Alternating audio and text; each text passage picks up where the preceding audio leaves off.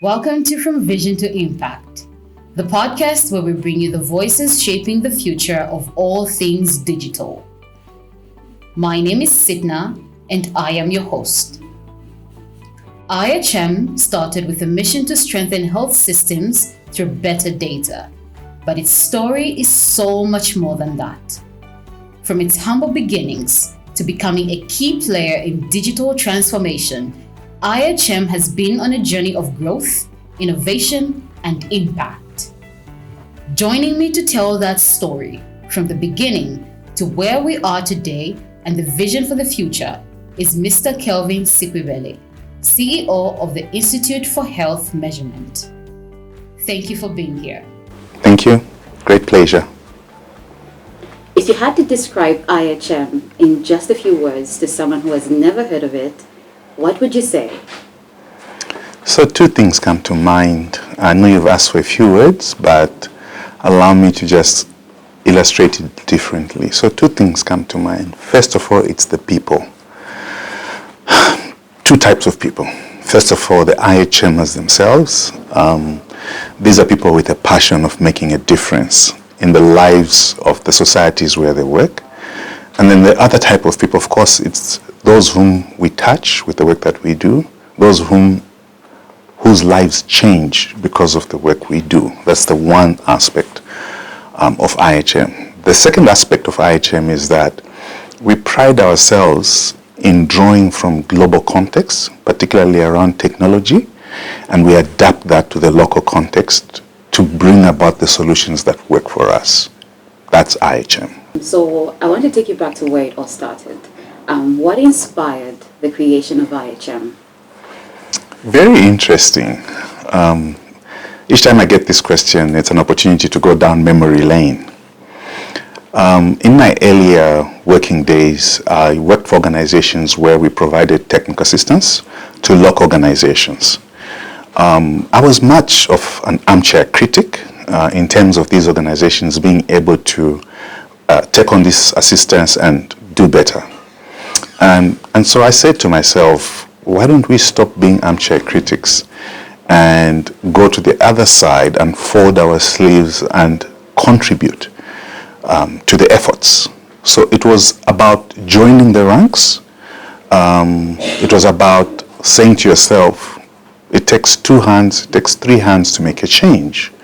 And so instead of offering technical assistance, I said to myself, hey guys, with the 2 other guys that we worked together with to set up IHM, let's leave where we are providing technical assistance. Let's go into the trenches and see if we can make a difference. So really, it was recognizing that there was a lot to be done and that more help, more hands were needed. So the inspiration really came from recognizing that there was a role we could play, and we jumped ship and decided to do it. I like how you touched on taking it from what more can be done. So if I may ask, what gaps did you see that you saw the need to fill? So the biggest challenge we were trying to address that time was, even now we're still trying to solve that problem, was how governments use information. So the gap for us was in the use of information. We saw that governments and implementing partners, local implementing partners, were really struggling. The largest use of information we saw was around reporting. And so we say to ourselves, there's need to operationalize, there's need to adapt, there's need to innovate. And in all those contexts, how do we use information for that purpose? And so for us, the gap we felt was that governments were really struggling to use information for their own means. So if you look at WHO, UN agencies, PEPFAR, for example, they implement these massive programs that have got a very big layer of reporting that is quite time-consuming. If you look at PEPFAR, for example, they had this whole industry and machinery around monitoring and evaluation and reporting. And so when we were working, we saw that there was just this gap where countries could point to and say, we're not pulling all this information to report to the WHO, the World Bank, UNDP, etc., but actually we're collecting this information and using it for our own purposes. So that's the gap that we saw, and we asked ourselves, can we make a difference in that space? Our tagline says it all when we talk about making a difference in people's lives sustainably. We believe that information was one of the critical pieces that would spur locally led development. You would hear, for example, about a UNAIDS annual report, a WHO report on poverty, etc., etc. But you wouldn't hear about a Zambia annual report on jobs, on unemployment. The trend, even now, kind of still continues. The trend was there's a presentation by the Minister on jobs, there's a presentation by the Minister of Health on shortage of medicines, but is there a locally authored report that is instructive and authoritative that we can use? And those kinds of reports really come from the ability to collect, process, and produce what we call information products, then that allow for knowledge translation into action in that regard. So yes, essentially, to answer your question. Are there any challenges you faced in those early days? So yes, we were these guys that thought we were just going to walk in and show people to say, once you collect the data, this is how you process it. The thinking really was, how can we flip the whole experience? Collecting data for your UNAIDS, for your WHO, to collecting data for your local ministries and programs to use it, right? So we thought we would do that. Remember, WHO, UN agencies, PEPFAR, they invested a lot of money in these reporting systems. We were rudely awakened to realizing that there were almost no investments that were made for local systems. The thinking was that the systems that PEPFAR was putting in would actually, by default, be used by country structures and institutions. That wasn't the case. Those were largely exclusive.